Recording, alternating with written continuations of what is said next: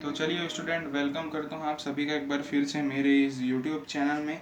तो जैसे कि हमने फ्यूल्स के प्रिंसिपल ऑफ मैनेजमेंट का फर्स्ट पार्ट बना चुका है, जहाँ तक कि हमने रेम्यूनरेशन ऑफ पर्सन 7 पॉइंट हमने वहाँ तक के कवर कर लिया है। बाकी के 7 पॉइंट हम यहाँ पे करेंगे, जो टोटल है उनके 14 प्रिंसिपल। तो चलिए हम सीधा शुरुआत करते हैं सेंट्रलाइजेशन एंड डिसेंट्रलाइजेशन से। तो मैं एक रिक्वेस्ट करूंगा कि बुक आप ओपन करके रखिए अपने सामने, मैं पॉइंट को आपको समझाते जाऊंगा, तो आप बुक ओपन करके रखिए, ठीक है ना। बस आप बाहर के जो पॉइंट्स है वो याद कर लेना, अंदर के तो मैं आपको सिखा ही दूंगा। तो चलो बिना किसी देरी के शुरुआत करते हैं। तो अब ये सेंट्रलाइजेशन का मतलब होता क्या है। सेंट्रलाइजेशन का मतलब होता है जैसे कि ऑर्गेनाइजेशन में पावर रहते हैं। सेंट्रलाइजेशन का मतलब है कि जब पावर सिर्फ टॉप लेवल के पास रहे। जो पूरा ऑर्गेनाइजेशन में कितने लेवल होते हैं, टॉप लेवल, मिडिल लेवल और लोअर लेवल, मालूम है ना। तो सेंट्रलाइजेशन का मतलब जब पावर सिर्फ टॉप लेवल के पास रहते हैं, जब वो बिना उस पावर सिर्फ टॉप लेवल के पास रहते हैं और उसके बिना हमको अगर कुछ भी काम करना है तो हमको टॉप लेवल से क्या करना पड़ेगा, परमिशन लेना पड़ेगा। साथ ही साथ क्या है आपका डिसेंट्रलाइजेशन। डिसेंट्रलाइजेशन का मतलब होता है डिस्ट्रीब्यूशन ऑफ पावर। पावर को पूरा डिस्ट्रीब्यूट कर देते हैं, क्या हर एक लेवल के मैनेजर के पास, टॉप लेवल के पास भी पावर रहेगा, मिडिल लेवल के पास भी, और क्या रहेगा, लोअर लेवल के पास भी। लेकिन ज़्यादातर क्या होता है कि हमको कॉम्बिनेशन होना चाहिए, ना ही ज़्यादा सेंट्रलाइजेशन होना चाहिए ना ही ज़्यादा डिसेंट्रलाइजेशन। लेकिन अब स्मॉल ऑर्गेनाइजेशन में क्या होता है कि सेंट्रलाइज रहते हैं, क्योंकि स्मॉल ऑर्गेनाइजेशन है, टॉप लेवल के पास क्या करते हैं, पावर पूरा दे देते हैं। लेकिन अगर आपका ऑर्गेनाइजेशन बड़ा हो तो क्या लगाएंगे आप, तो हमको डिसेंट्रलाइजेशन लगाना पड़ते हैं। हमको एक एक चीज़ हम टॉप लेवल से पूछते जाएंगे तो हमारा जो एक्शन है, जो हम काम कर रहे हैं, वो क्या होता जाएगा, डिले होता जाएगा, लेट में होते जाएगा। तो हम डिसेंट्रलाइजेशन लगा देते हैं, जिसमें पावर हर एक लेवल के मैनेजर के पास रहते हैं। टॉप लेवल के पास पावर रहेगा, मिडिल लेवल के पास रहेगा, और कैसे और रहेगा आपका लोअर लेवल के पास। जैसे कि इंडिया में सेंट्रल गवर्नमेंट के पास पावर है, स्टेट गवर्नमेंट के पास पावर है, बहुत सारे विलेजेस में क्या होते हैं, पंचायत होते हैं, वहाँ पावर है। तो ये डिसेंट्रलाइजेशन है, ये है सेंट्रलाइजेशन और डिसेंट्रलाइजेशन। उसके बाद आता है हमारा प्रिंसिपल ऑफ स्केलर चेन। अब प्रिंसिपल ऑफ स्केलर चेन क्या है, तो फियोल बोलते हैं कि फॉर एग्जांपल, जैसे कि मैंने यहाँ पे एक डायग्राम बना के रखा है, तो आप उससे देख सकते हैं कि अब किसी सबऑर्डिनेट को किसी अब क्या करना है। जैसे कि फॉर एग्जांपल अब ई ओ से कांटेक्ट करना चाहते हैं, तो अब ई कैसे करेगा, हमको यही तो स्केलर चेन है, समझना। ई डी के पास जाएगा, डी सी के पास जाएगा, सी बी के पास जाएगा, बी ए के पास जाएगा, फिर एल एम एन ओ, फिर ये। तो इसको ई का इंफॉर्मेशन किसके पास आएगा, डी, फिर डी सी को इंफॉर्मेशन पास करेगा, किसका, ई का, फिर सी बी को इंफॉर्मेशन पास करेगा। तो स्केलर चेन है। अब स्केलर चेन में क्या होगा, अगर चैन कहीं ब्रोक होगा तो आपका कम्युनिकेशन गैप आएगा। बोलने का मतलब ये है कि कुछ बात ऊपर नीचे हो सकते हैं, और स्केलर चैन बहुत एक लॉन्ग प्रोसेस है। अगर कोई इंपॉर्टेंट इन्फॉर्मेशन है तो क्या हो जाएगा, वो डिले हो जाएगा। तो जो फियोल बोलते हैं कि इमरजेंसी के लिए, आके कोई अर्जेंट इन्फॉर्मेशन है तो उसके लिए हम एक शॉर्टकट क्या कर सकते हैं, हम एक शॉर्टकट ले सकते हैं, उसको बोलते हैं गैंग प्लैंक। क्या बोलते हैं शॉर्टकट को, गैंग प्लैंक, इमरजेंसी में। तो ई सीधा ओ से कांटेक्ट कर सकते हैं। जैसे कि किसी वर्कर को डायरेक्ट सीईओ से बात करनी है कंपनी के, तो वो सीधा बात कर सकते हैं, उसको बोलते हैं गैंग प्लैंक। ये है आपका प्रिंसिपल ऑफ स्केलर चेन। अब आता है आपका principle of order. Principle of order का मतलब आप ये मत समझ जाना कमांड।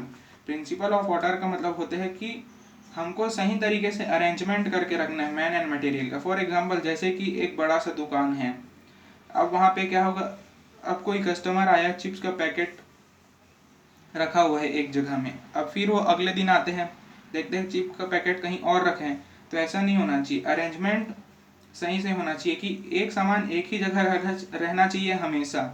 और एम्प्लॉय का भी, जैसे कि कैबिन है, अब किसी को कहीं, एम्प्लॉय को कहीं बैठना है, उसका रोज जगह चेंज होते रहेगा, तो इससे क्या होगा कि टाइम वेस्ट होगा, आपका एनर्जी वेस्ट होगा। कि क्यों होगा, आपको सामान खोजने में, मैन और मटेरियल, आपका सामान खोजने में, आपको एम्प्लॉय को अपना जगह खोजने के लिए, क्योंकि उनका फिक्स सीट नहीं है, फिक्स कैबिन नहीं है, तो बार बार ढूंढने में उनको प्रॉब्लम होगा, तो क्या होगा, टाइम और एनर्जी वेस्ट होगा। ये है प्रिंसिपल ऑफ ऑर्डर।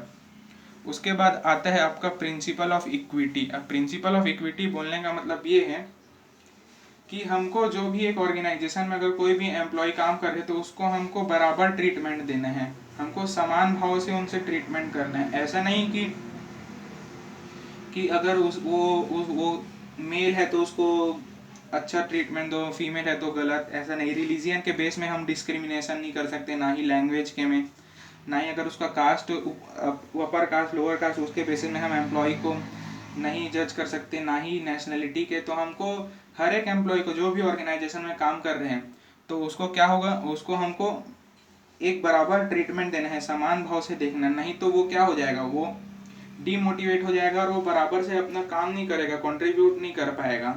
ठीक है ना। इक्विटी का मतलब ये नहीं है कि पियोन और सुपरवाइजर का सैलरी सेम हो, लेकिन इक्विटी का मतलब ये है कि हमको एक ही सेम बिहेवियर करना है, किसी के साथ गलत बिहेवियर नहीं करना है।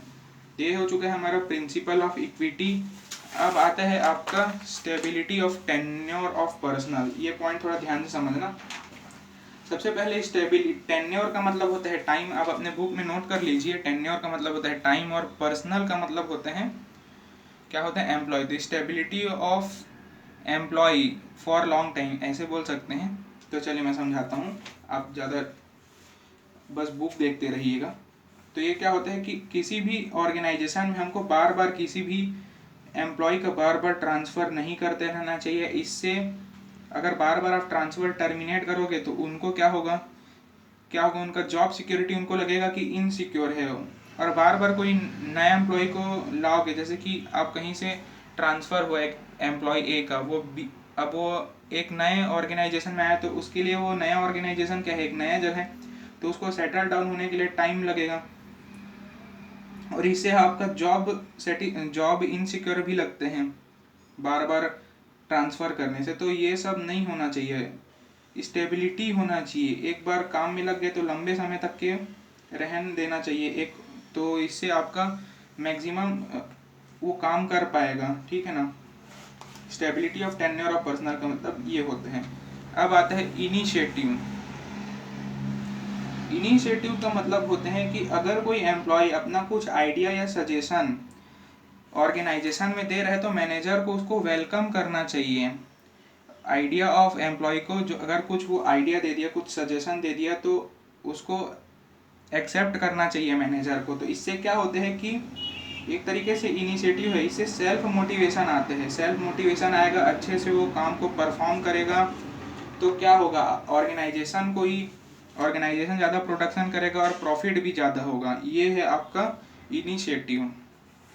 ठीक है ना। फियोल ऐसा सजेस्ट करते हैं। उसके बाद आता है एस्पिरिट दे कॉर्प्स। अब ये बोलने का मतलब, एस्पिरिट दे कॉर्प्स का मतलब होते हैं, फियोल बोलते हैं कि एक ऑर्गेनाइजेशन में टीम स्पिरिट को प्रमोट करना चाहिए। समझ रहे हो ना, टीम स्पिरिट।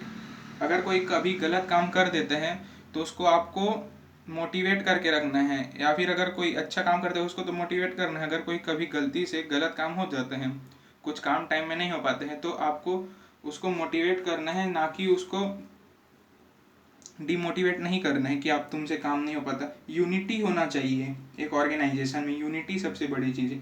हारमनी मतलब होता है शांति होना चाहिए। ठीक है ना।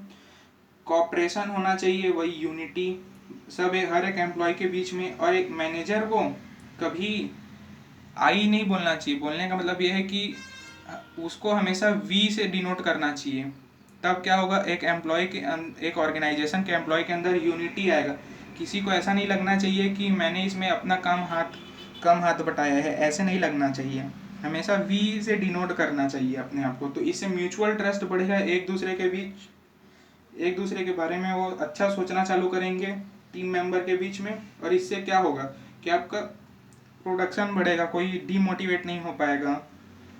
सब एक लेवल, एक बराबर, एक कंपनी का सीईओ, एक कंपनी का वर्कर को, सबको एक, हमको यूनिटी लेके चलना है। सबको एक समान भाव होना चाहिए। ऐसा नहीं लगना चाहिए कि वर्कर एम्प्लॉय में छोटा है और सीईओ बड़ा है, ऐसा नहीं होना चाहिए। तो क्या होना चाहिए, टीम स्पिरिट होना चाहिए, यूनिटी होना चाहिए, हारमनी, सुख शांति होना चाहिए एक ऑर्गेनाइजेशन में। तो यहीं पे हमने पूरे प्रिंसिपल फ्यूल के 14 प्रिंसिपल को ख़त्म कर दिए हैं।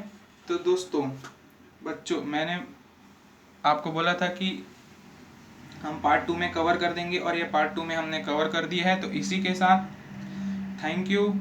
वीडियो को लाइक करो, चैनल को सब्सक्राइब करो और ज़्यादा से ज़्यादा शेयर करो। Thank you, bye bye.